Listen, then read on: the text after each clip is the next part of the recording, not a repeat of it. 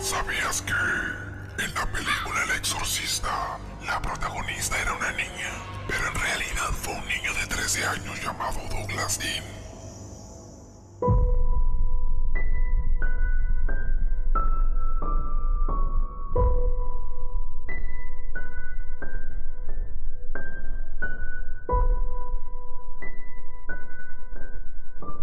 The priest said before the archbishop would approve the exorcism, doctors would have to rule out all physical and mental causes for the boy's behavior. The doctors claimed they did. The archbishop chose the 52-year-old pastor of the university's church, Father William Bowdern, as the exorcist. Bowdern had the required qualifications according to his superior. He was pious, prudent, and mature of years, just as the exorcism ritual dictated. Bowdern asked a professor and fellow priest, Raymond Bishop, then 43 years old, to assist him. He also included Walter Halloran. I used to drive for Father Bowdern, and one evening just before supper he came up to me and he said, would you take me someplace tonight? And so I said, sure. And I was kneeling at the foot of the bed, leaning on the bed with my elbows, and the bed started going up and down. I guess I looked a little surprised because he stopped for a minute and just looked over and says, don't worry.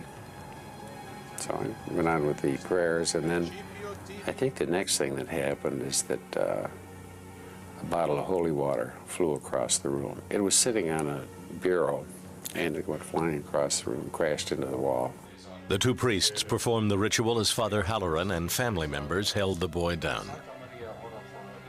Night after night, the priests tried to pin relics of saints on the boy and place a crucifix in his hand. They sprinkled holy water and repeatedly recited the prayers of the exorcism ritual. During the prayers of exorcism, the child would become real agitated and thrash around.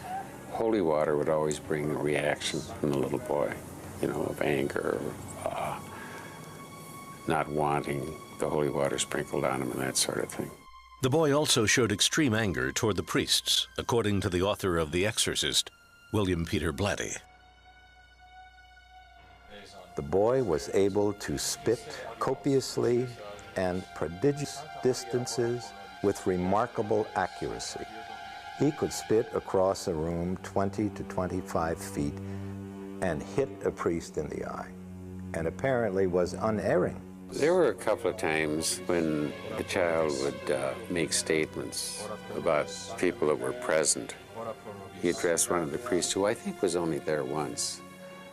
And he said, I'm surprised to see you in hell. He says, how did you ever get down here? The sacrament is?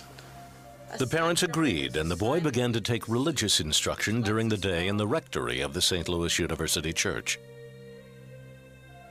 Bowdern also decided to move the exorcism there. Now, closer to the church, the intensity of the boy's reactions increased. Bloody brandings again rose on his body in the form of words and figures. There would be arrows. I remember arrows. Another time the word hell appeared. It was very, very exact. You know, you didn't have to work your imagination to see what it was. The ritual explicitly prohibits dialogue with the demon, but directs the exorcist to demand answers to two questions. What is your name? And what is the day and hour you will depart? So you ask those, and then you pause for an answer. Sometimes an answer is given. Like one time the child responded Legion to what is your name. One night, the voice reportedly offered to prove that it was the devil. I will awaken the boy, it said, and he will be pleasant. The boy instantly awoke and he was calm. El mal ha llegado y el bien también está aquí.